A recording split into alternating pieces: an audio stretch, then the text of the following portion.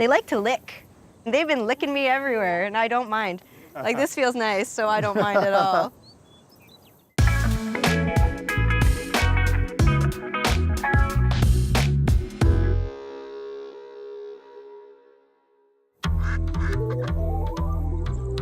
Growing up in my parents' sushi restaurant and now being a cook in the city, I've learned that you can only create great flavor using the best ingredients.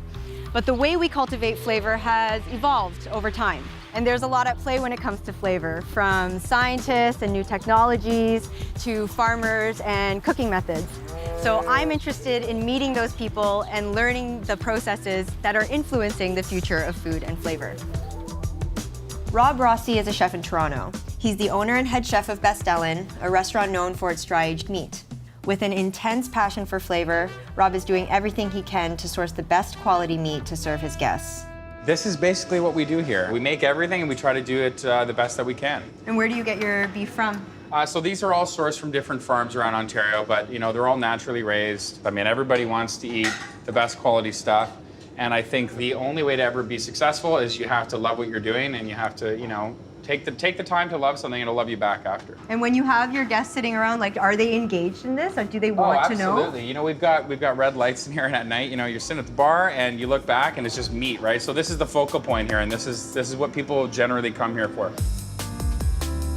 So we're finally in the kitchen. Do you want to explain to us what we're going to be preparing today? So we've got a beautiful bavette steak. You don't really see it too much in the grocery store, so it's kind of cool for people to kind of have this at a restaurant. Okay, let's get started. Okay, so we're just going to do a little bit of olive oil just to kind of get everything sticking to it. I don't really put much on the meat here, to be honest with you, because if you use good quality meat, then obviously we don't need to do too much. We'll just get this right on the grill. Nice hot spot.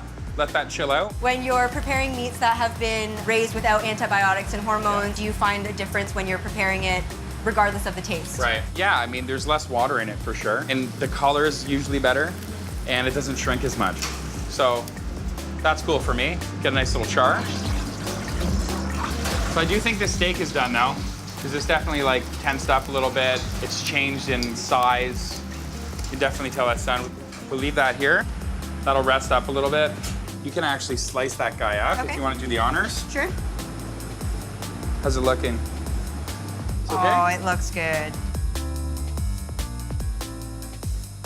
A couple of little crispy bits. I think we'll just do a little bit of olive oil on there. Just finish it off. And that's it, right? Very straight up. Bing, bang, boom.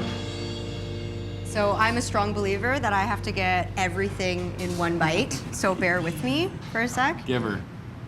Okay, good little bite. The texture is really good. It's like it's beefier. It doesn't taste like grocery store beef. That's for sure. It tastes like clean, nice, fresh. It's juicier. It's juicy. Yeah, and the fat, you taste like really good fat, like buttery fat flavor, Absolutely. you know? Yeah. Yeah, but it's really nice. Thank you so much. Anytime. A chef is only as good as his or her suppliers, especially when it comes to ingredients like the ones Rob uses. Together, we headed 2 hours northeast of Toronto to Lifespring Farms, where the owners Anastasia and Ken raise Scottish Highland cattle. This is where flavors are born.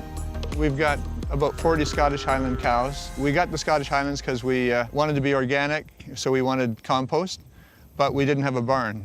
And the Scottish Highlands, they have long fur, so they have like a double coat, so they can stay outside all winter. They love the winter, and because they've got long fur, the meat's 30% leaner. They're not a GMO breed, in other words, genetically modified by humans. A lot of the professors in the agricultural world are now talking about inbreeding the Highland blood into the younger breed to help with all different levels of the beef industry, actually. Ours are only 100% Scottish Highland. We're not breeding them with a Black Angus, but if you did, you'd get a nice blend of meat. You know, a lot of people like that blend, but we've kept ours just pure at this point. When they go to the abattoir and they reach that point, because you guys care so much for them, like, how do you guys mentally prepare for that? We're not allowed to kill our animals on the farm anymore.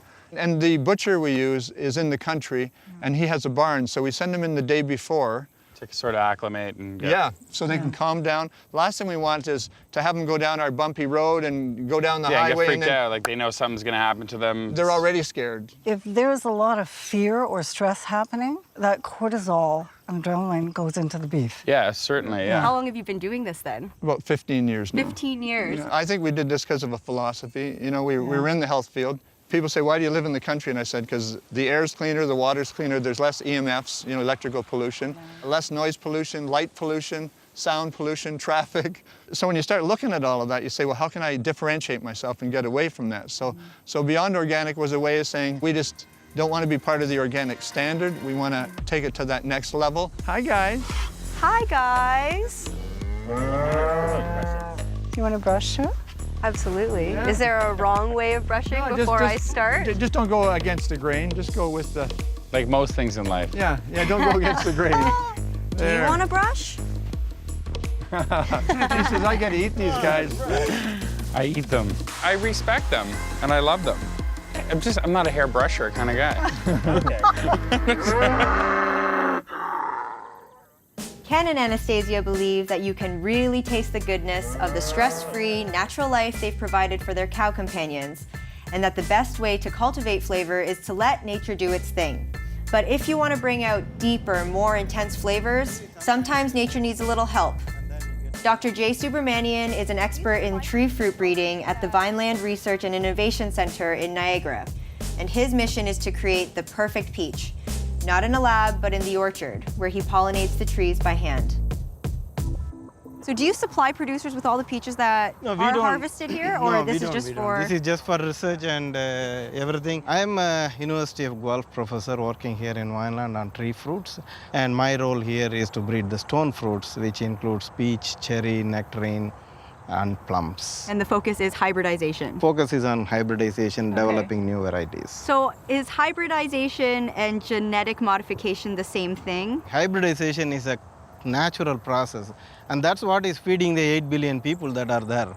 And genetic modification is a totally different thing, where you manipulate a single cell and then regenerate a plant from that one.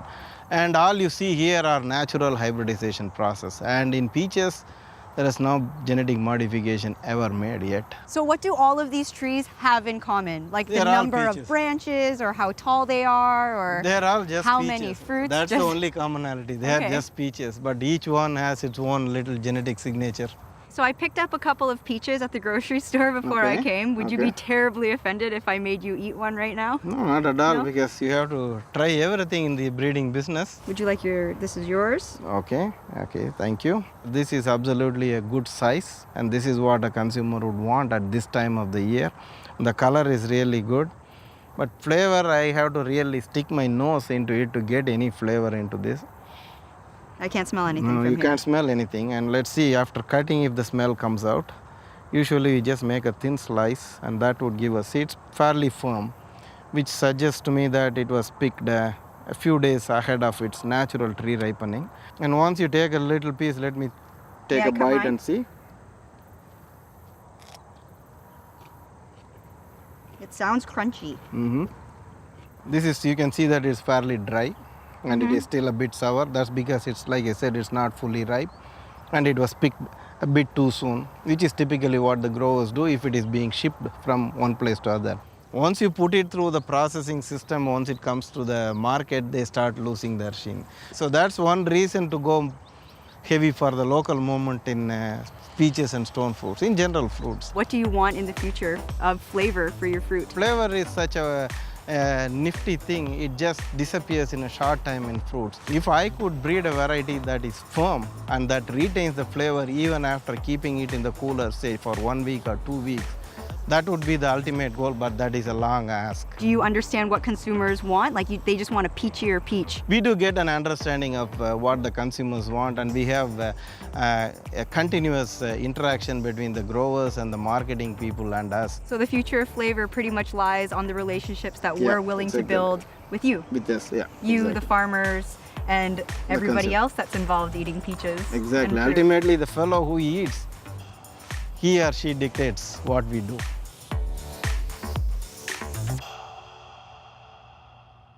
I'm Helena, and we're continuing our search for the future of flavor. But before we can do that, we have to figure out what flavor is. So I'm at Future Food Studio to meet Dr. Irwin, a flavor scientist. Research has been evolving and showing us that, in fact, flavor is much more than just taste and smell. It's actually a culmination of all of our senses.